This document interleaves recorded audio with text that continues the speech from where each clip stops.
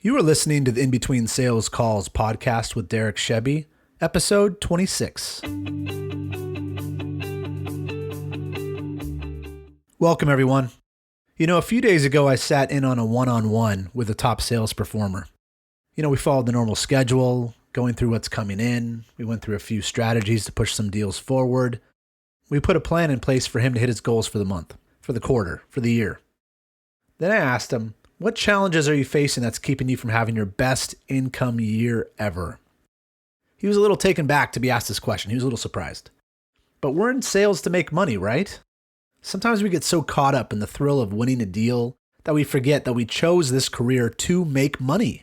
You chose this career to make money, not just to say, oh, I like to win, I'm very competitive. You said, I want to be in sales because I want to make money and a lot of it right now, right? So I wanted to spend the majority of our time together in this one-on-one helping him make more money. That's when he finally said he doesn't make much profit on his deals. He's not making much money even though he's the top rep in the company. That's when he said it always comes down to price. He's in a commodity sale. Lots of competitors all selling the same thing. I asked him how he was differentiating himself against the other vendors out there. He said that he sells himself. He was a subject matter expert. He always answers the phone. He'll drive out of his way to help the customer in a bind. He gives them references. He becomes their friend. And the list went on and on for about a minute or so. And that's how he wins deals. That's why he's the top rep for his company. That's also why he's not making the kind of money he wants. Do you do this today? Is this your approach to selling too? Are you positioning you as the differentiator in a sale? Well, that is exactly the problem. You are not the differentiator in a sale. I came from selling Xerox for 17 years. We were always 50% higher than the next closest vendor. That means that we are the most expensive vendor, and the second most expensive, we were 50% higher than them. In most cases, you can guarantee that we are at least 2 times higher than the lowest vendor. And we are all selling copiers, ink on paper. Selling in that commodity world for so long taught me exactly what I told that top sales rep and exactly what I'm going to tell you right now. This is the number one reason why you fail when you sell yourself. You need to fight for differentiation.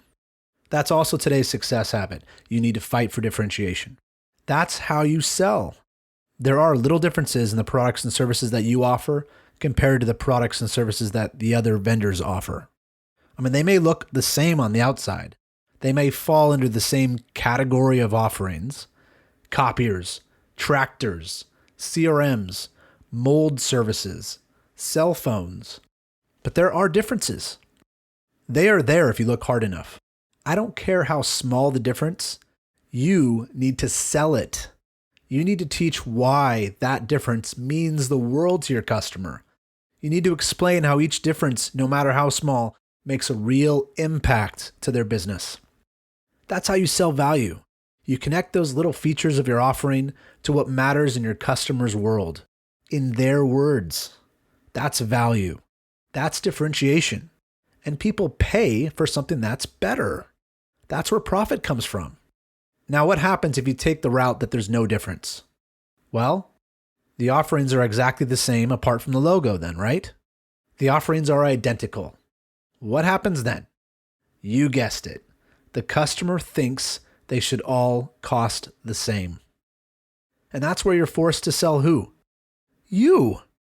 You make yourself the reason they buy your product. You do. You are removing the value in the offering itself. You are reducing the profit in the deal. You are cutting your commission check down. Now, imagine you fought for differentiation with your product, your service, your offering. You found a feature, no matter how small, and you found a way to make it valuable. And you connected that in ways that make it a no-brainer for your customer. Will you stand out from the other vendors? Absolutely. Now, once you've done this, now is the time to sell yourself. Now you say all those reasons why you'll take better care of them than anyone else. Now you bring in all those extras that you pride yourself on. And now selling yourself adds to the value you've already built, the value you've already created. Now selling yourself leads to more profit. I hope this resonated with you. This is one of those episodes that I recommend you saving and listening to again. Losing off a price sucks, but don't become satisfied with closing a deal just to get a deal. You're in this business to make money, and lots of it. And you must fight for differentiation with your product, your service you're offering if you want to make it happen. I'd love to hear your thoughts on this episode. Connect with me on LinkedIn or Twitter to let me know. Implement this success habit right away, and let's make this the best commission year of your career. That's it for today's episode. Thank you for allowing me to join you on your sales journey. See you next time. Hey, if you enjoyed listening to this podcast, then you have to come check out my free 5-day sales training course of my proven Sales in 21 Days program. I designed it to help you make more money in sales. Whether you're looking for a fast start or just looking to sharpen your skills, you can't afford to miss it. Come get free access today over at www.salesin21days.com. That's www.salesin21days.com. I'd love to have you join the program. See you there.